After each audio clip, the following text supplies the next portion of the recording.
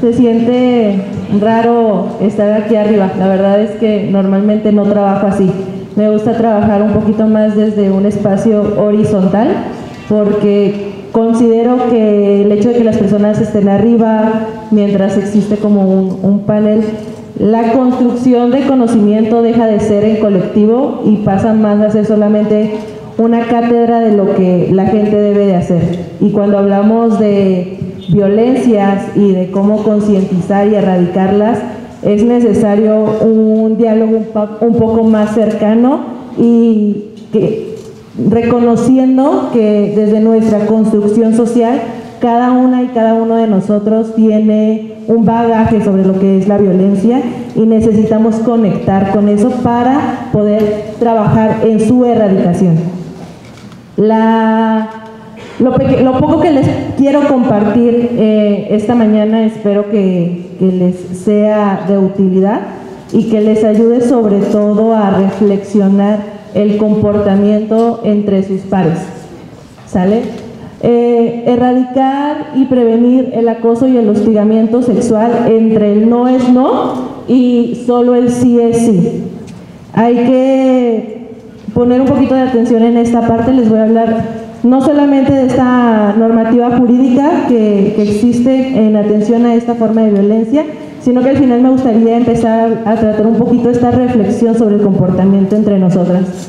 El no es no es un eslogan y es una consigna que se ha utilizado desde el feminismo y tiene como esta forma de detener y de concientizar y de liberar la palabra no.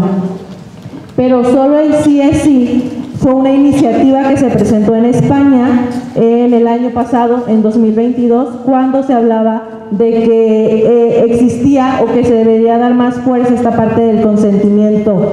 Y como muchas veces víctimas de violencia sexual, de violación, al estar inconscientes, pues no podían decir que no, pero tampoco podían decir que sí. Entonces mucha de la justificación de los agresores era pues es que ella no me dijo que no, pero en la inconsciencia de la víctima tampoco dio el consentimiento, es decir, tampoco dijo que sí. ¿Sí me ayudan con la siguiente, por favor? Gracias, ya sé mejor. Cuando trabajo con personas en esta parte de la horizontalidad que trato de desarrollar, me gustaría invitarlos justamente a esto, a repensar y a cuestionarnos. En este sentido, nada es personal. Yo sé que desde el feminismo se habla de que todo es personal y político, pero en esta parte de la sensibilización, yo no los conozco a ustedes y ustedes no me conocen a mí. Por ende, todo lo que voy a platicar en estos momentos no es con la intención de atacarles, es con la intención de que ustedes puedan reflexionar sobre esto. ¿Okay? Entonces, no los estoy atacando y nada de esto es personal. Por otro lado, les invito a tener una mentalidad de taza vacía. ¿A qué me refiero con esto? Ustedes traen su termito de café. Si a ese termo que ya tiene café le ponen más café, ¿qué va a pasar? Se va a derramar. Entonces no va a tener ningún sentido el hecho que yo le eche más café. Se va a desperdiciar. Pero si mi termo no tiene café y yo le pongo más café, pues entonces ese café va a servirme para algo. Lo mismo espero que lo que yo les pueda compartir quede con ustedes. Que tengan la apertura de tomar en cuenta esto y que les sea útil para algo. Y si tenemos la oportunidad, hablemos en primera persona.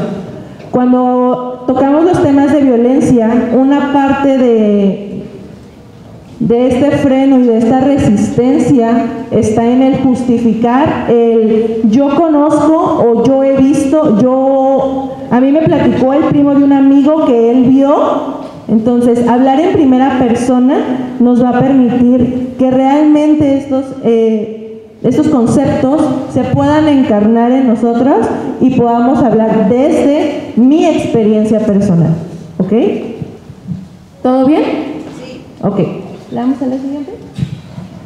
¿Qué es el acoso? Ay, regrésame para atrás. Sabemos ¿Cuántos de aquí saben la diferencia entre acoso y hostigamiento? Ok.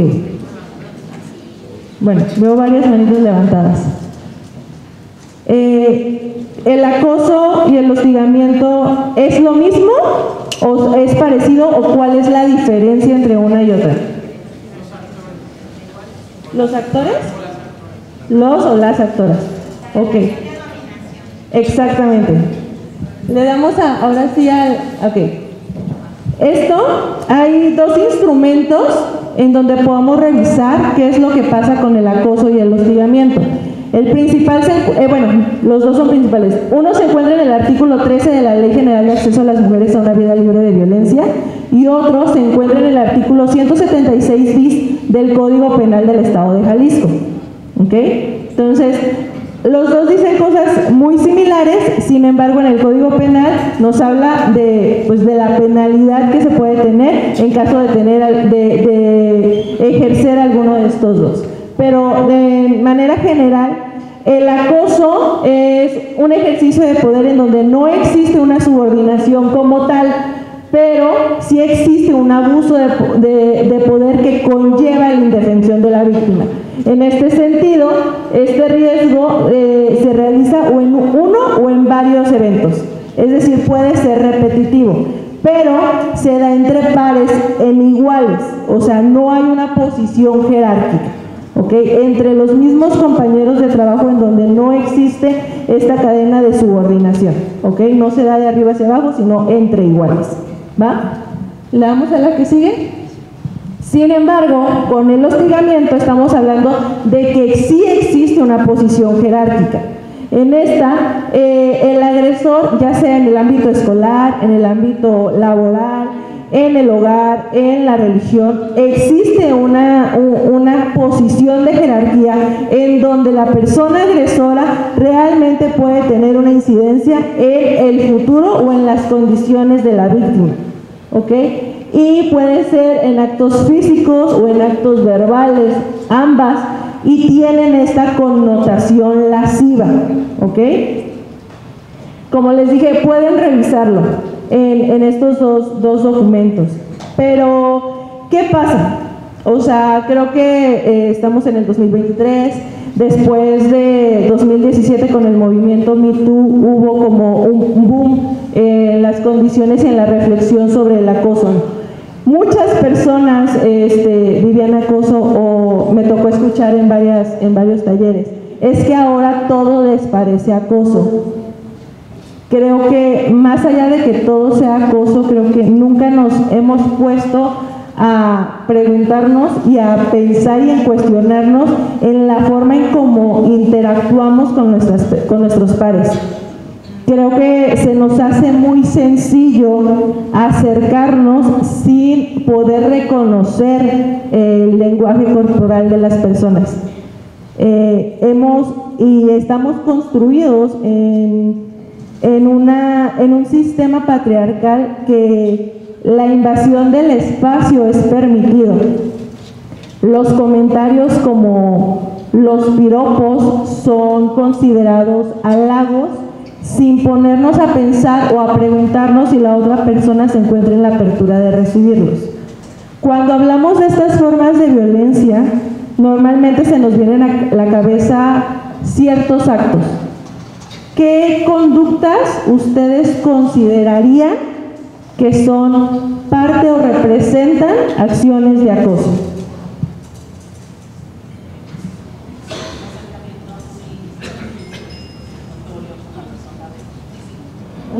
Un acercamiento físico muy directo. ¿Algo más? Contactos no deseados.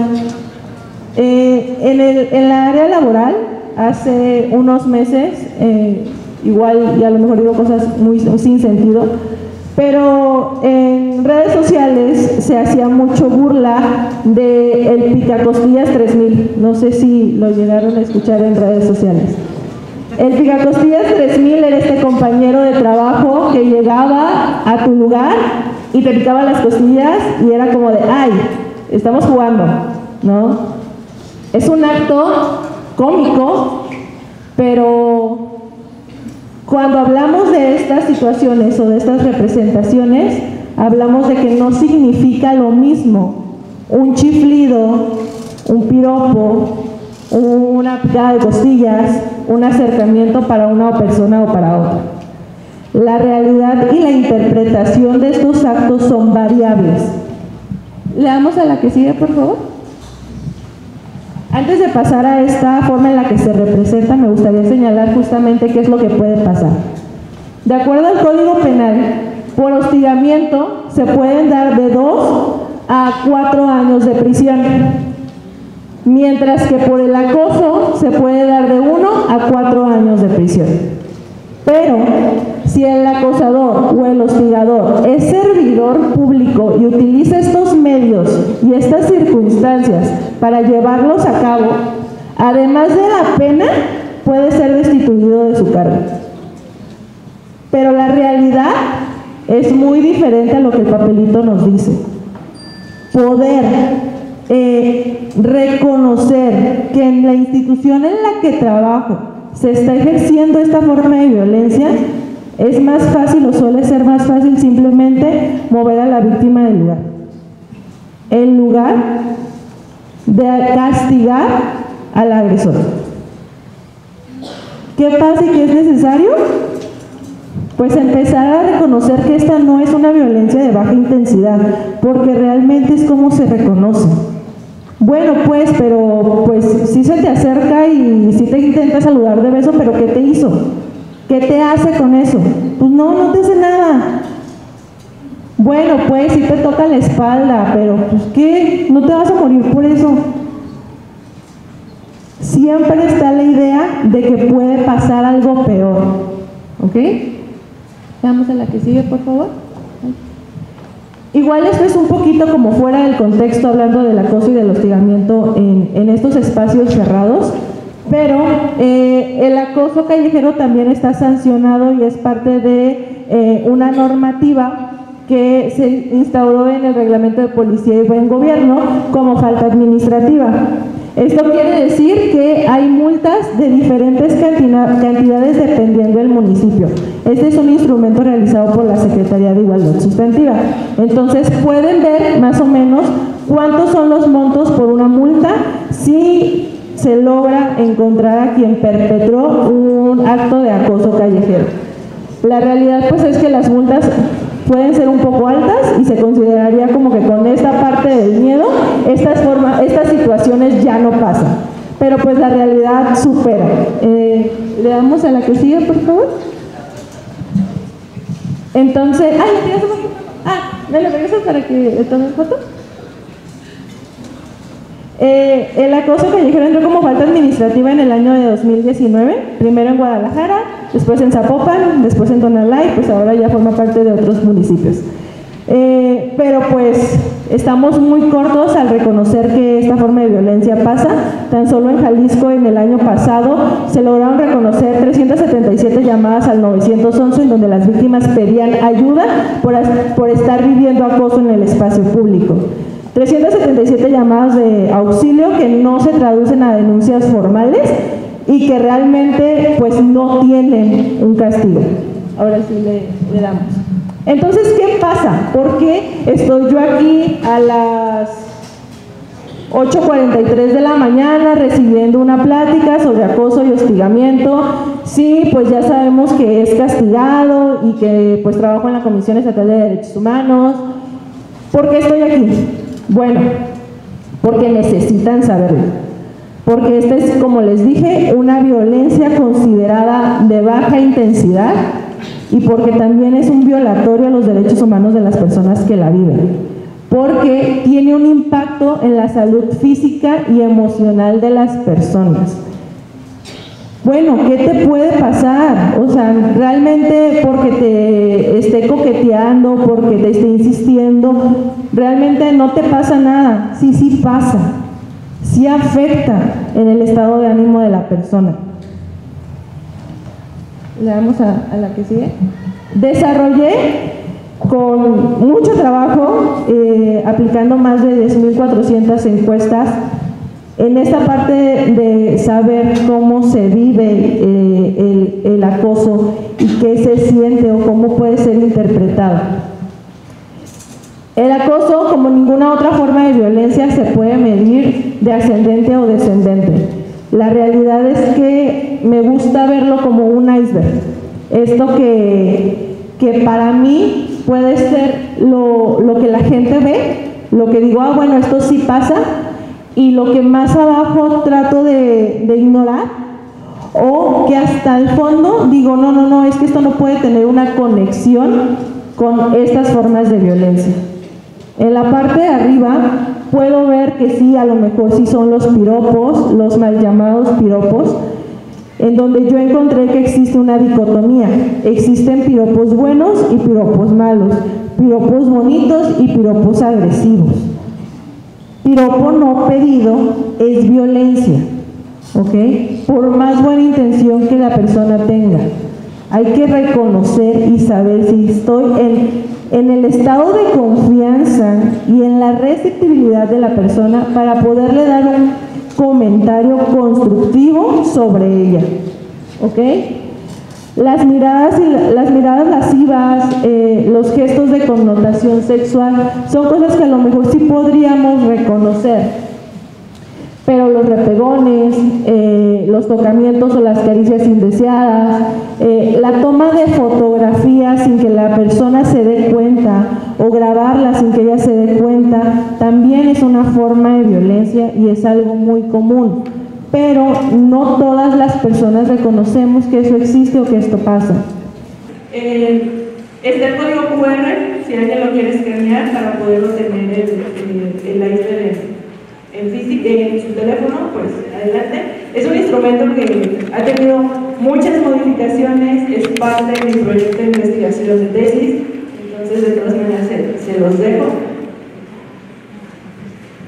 Ahora sí, la parte que más me gusta y la que más me interesa, que lo encarne, que lo reflexione, en qué tenemos que poner atención, en qué me tengo que fijar, en qué tengo que reflexionar desde lo personal.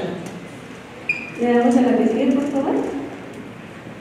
Hablar del consentimiento, entender la palabra no, entender que solo el sí es sí, aceptarlo y tener esta comunicación con las personas y esta aceptación con el otro, ¿okay? Saber cuáles son mis límites desde lo personal, saber qué es lo que sí puedo aceptar y a lo que sí tengo apertura y con qué no tengo apertura y que es válido y que es necesario reconocer el espacio personal de la otra persona, ¿okay? ¿Cuántas y cuántos de ustedes han trabajado en reconocer que es aceptable marcar estos límites y decir que no? Porque es muy fácil dentro de el cotorreo de trabajo, pues bueno, tomarlo a broma y decir, está bien, lo puedo dejar pasar.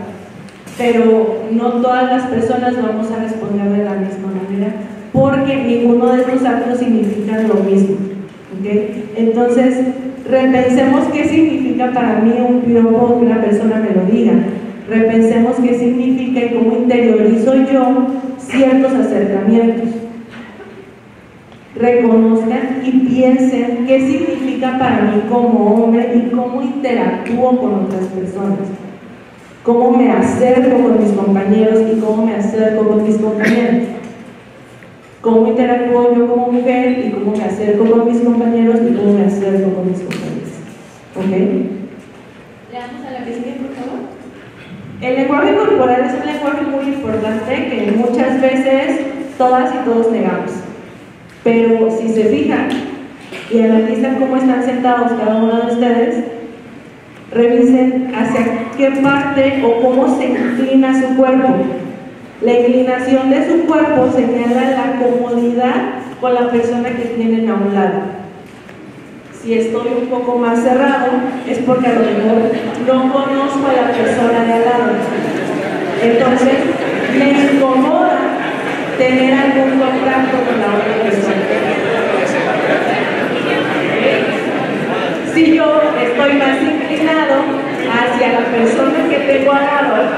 como ya los estoy viendo, significa que hay un estado de confianza. Me siento cómoda y me siento cómodo con la otra persona. Ya ahorita ya vi que algunos ya se recargaron en su compañero de lado, ya lo abrazaron, ya se rieron. Existe ese estado de comodidad. Pero las personas que están más cerradas, significa que no me puedo yo acercar tanto. ¿Sí se fijan? Incluso cuando saludamos a una persona que no conocemos, nuestra parte de abajo del cuerpo, nuestro tronco, no hace contacto con la otra persona. En cambio, si yo tengo ya un estado de confianza, me voy a acercar con la otra persona con más comodidad a que nuestros cuerpos rocen, se toquen.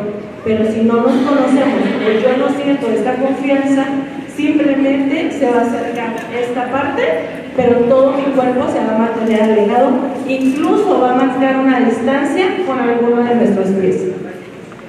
Hay que poner atención, ¿ok? Incluso en las posturas, cuando estamos platicando, si yo estoy hablando con una persona, el cruzar los brazos, el marcar una distancia con un pie, el tal vez tener el brazo un poco más extendido, habla de cómo puedo yo interactuar, qué tipo de comunicación estoy teniendo. No todas las personas somos capaces o hemos sido construidos para poder poner atención en esto. Creemos que, es que el mexicano tiene como esta parte de poder platicar, esta parte más calurosa, más apapachadora, entonces se nos hace más fácil y es más confiable poderme acercar e invadir el espacio de la otra persona sin poderle preguntar, oye, ¿te sientes cómodo? Preguntemos. Preguntar no nos debe de ser complicado, al contrario, debería de ser una forma para poder generar un vínculo de confianza. Trabajan en la Comisión de Derechos Humanos. Generar confianza es parte de su trabajo. Leamos a la que sigue. ¿Qué significa el rechazo para mí? ¿Qué significa una negativa para mí? ¿Cómo la entiendo y cómo la vivo? El que me digan que no me molesta, el que la persona con la que quiero entablar alguna relación o alguna conversación, si ella me muestra o él me muestra una negativa, ¿qué me hace sentir? ¿Y cómo lo expreso? ¿Qué provoca en mí? Analizar esto nos puede ayudar a reconocer patrones y conductas de violencia. Si yo, ante esta negativa al invitar a salir a una compañera o un compañero de trabajo, me genera conflicto y en este conflicto me genera molestia y en esta molestia me produce querer hacer algo o continuar insistiendo, habla de un poquito rojo que yo como persona tengo que atender. Yo como persona tengo que reflexionar qué significa y cómo vivo y desde qué herida emocional entiendo y asumo esta acción de rechazo. No quiero y no hablo de justificar que las conductas violentas vienen de una herida emocional. Sí, vienen de una herida emocional no trabajada, que es responsabilidad de nosotros atender y trabajar para poderla disminuir y poderla eliminar. ¿Okay? Entonces, reflexionemos qué significa esto. Si yo ante una negativa, lo que se me ha dicho es que le tengo que insistir, Arjona, entre más me digas que no, voy a insistirte hasta que me digas que sí, pues no funciona así. ¿Okay? Insistir también es violencia. ¿Okay? Es cuando las mujeres dicen que no, lo que realmente quieren decir es que sí. Insístele más, está haciéndola difícil. Esos discursos ya quedaron muy alejados a nuestro contexto actual. ¿Okay? Entonces, ¿qué genera esto en mí? Es parte de la interiorización que quisiera que ustedes hicieran. reflexionen cómo se sienten ante una negativa, ¿okay? Si pueden y si tienen el tiempo en un espacio más privado, enlisten qué significa un rechazo, enlisten qué significa una palabra no o una negativa. Esas emociones son importantes reconocerlas de manera consciente, más allá de lo que un taller pueda decirme, desde lo personal, cómo lo puedo trabajar. Leamos a la que sigue, por favor. El cuestionamiento de prácticas violentas. Hablando justamente de esta acción personal, ¿cómo sé que lo que yo hago y como yo me expreso ante el mundo y ante las personas puede ser considerado una conducta violenta? Justamente desde esta parte del cuestionamiento. Como personas, aprendemos a vivir de manera automática. Me he visto de la forma en la que me he visto porque así vi mi carrete en fitness, camino de la forma en la que camino porque siempre lo he hecho así, como lo que como porque pues es lo que se me antoja y lo que me gusta, hablo de lo que hablo porque son mis gustos, mis afinidades, me rodeo y tengo ciertos amigos porque son con los que he logrado conectar. Pregúntense, cuestiónense, ¿por qué piensan de la manera en la que piensan? ¿Por qué comen lo que comen? ¿Por qué se visten como se visten? ¿Por qué utilizan pantalón y no falda con este frío? ¿Por qué me ven con una chamarra en lugar de con un chaleco?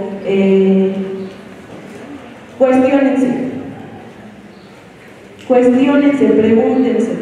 Nunca y no tenemos esta capacidad de preguntarme a mí personalmente, interiormente, por qué vivo de la manera en la que vivo, por qué me relaciono de la manera en la que me relaciono, por qué me cuesta como hombre acercarme y darle un abrazo al compañero de al lado, porque como mujer se me hace más fácil acercarme y abrazar a mi compañera.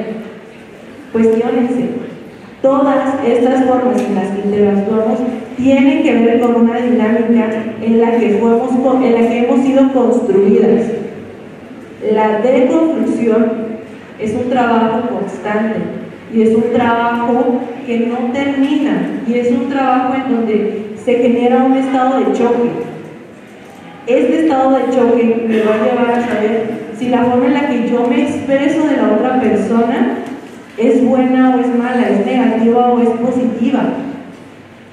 Hay un discurso que yo he estado trabajando desde no hablar de los cuerpos ajenos, del no hablar de, oye, te ves más delgada, qué bien te ves.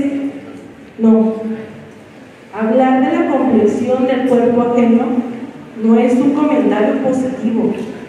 Yo no sé qué batallas está viviendo la persona a la que yo le puedo decir, oye, qué delgada te ves, y qué impacto con esta frase puedo generar en esta persona. Oye, qué bien te ves, qué guapa estás. Yo no sé cómo pueda reaccionar esta persona. No sé si lo va a tomar de manera positiva porque necesita este refuerzo emocional o si la voy a hacer sentir incómoda.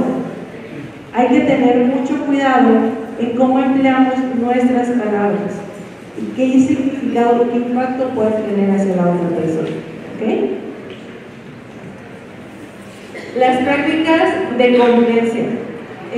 Esta parte me gustaría que también la reflexionaran y la pudieran poner un poquito en práctica, en reconocer que estas formas de violencia en estos espacios no son dinámicas naturalizadas y no forman parte de la dinámica personal. Es decir, que no son dinámicas de convivencia entre hombres y mujeres y que también son actos intimidatorios en donde se ejerce el poder y el control, que son justificadas por su naturaleza y hablamos de que son relaciones impuestas. ¿Okay? Cuando se ejercen tienen un sentido y este sentido es ejercer control y poder sobre la persona. Yo tengo el poder de decirte a ti lo que yo pienso y opino sobre tu cuerpo. Yo tengo el poder de invitarte a salir y si no accedes, tener algunas repercusiones porque dañaste mi ego. ¿Ok? Estas dinámicas no son naturales. Sí pueden modificarse y deben cambiar. Porque nuestra responsabilidad y nuestro derecho es poder estar y permanecer en un espacio seguro, libre de violencia, en donde yo me sienta cómodo y tenga ganas de estar. Porque al hacer tan incómodo y violento el espacio, pues las personas realmente ya no van a querer ir. Mi compañera se va a sentir incómoda, puede caer en estados de depresión, puede incluso atentar contra su vida. ¿Por qué? Porque tampoco existe la confianza para poderse acercar a un superior. Porque existen muchos casos en donde justamente pasa lo que les decía. Es más fácil cambiar de lugar a la persona que está siendo víctima de estos actos que cambiar a la persona que está agrediendo, cuando debería de ser al revés. Y ya por último, la cero tolerancia no es negociable. La cero tolerancia ante comentarios, ante miradas, ante poder levantar la voz y saber que eso que se está haciendo está mal. ¿Cómo lo podemos hacer? Hagamos incómodos los momentos. Señalemos si mi compañero o mi compañera está teniendo conductas lascivas. No pasa nada, al contrario, señalarlas va a permitir que la persona pueda concientizar y ya no pueda sentirse protegida por el mismo silencio.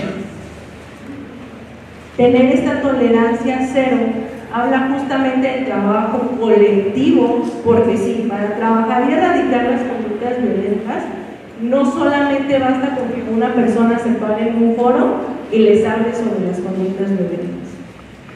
Necesitamos que se haga consciente y que desde la estructura sean ustedes quienes puedan señalar si estas conductas pasan. Y no volteemos al otro lado si yo veo que se están acercando a un compañero o a una compañera, si están haciendo comentarios hirientes, si están tomando alguna fotografía, si están insinuándose. La comodidad del silencio ya no puede ser parte de estas formas de violencia. Necesitamos que ustedes, y a esto me refiero cuando me gusta trabajar más en lo colectivo, más desde esta experiencia encarnada, qué herramientas y qué conductas o qué es lo que puedo hacer yo desde mi espacio para poder frenar estas violencias. ¿Qué comentarios? Desde la fotografía pasada al grupo de WhatsApp o el grupo de Telegram de mujeres o de hombres. El poder frenar esa fotografía y decir, aquí no, y romper esa cadena de comunicación. Con eso ya estamos, por lo menos, dando un paso al frente. Cuando estás en una plática en la bolita mientras están comiendo y hacen algún comentario sobre, ¿ya viste cómo está la nueva que llegó? ¿Ya viste cómo está el nuevo que llegó? Y poder romper justamente con este discurso en donde se señale con una persona que haga incómoda la conversación, se puede romper el patrón de estas conductas violentas. Ser la incómoda o el incómodo nunca había sido tan sanador cuando hablamos de romper y erradicar cualquier tipo de violencia. La incomodidad es la señal de ya no proteger a más agresores. ¿Okay? Por mi parte sería todo. Yo soy Edith Herrera. He estado en Instagram.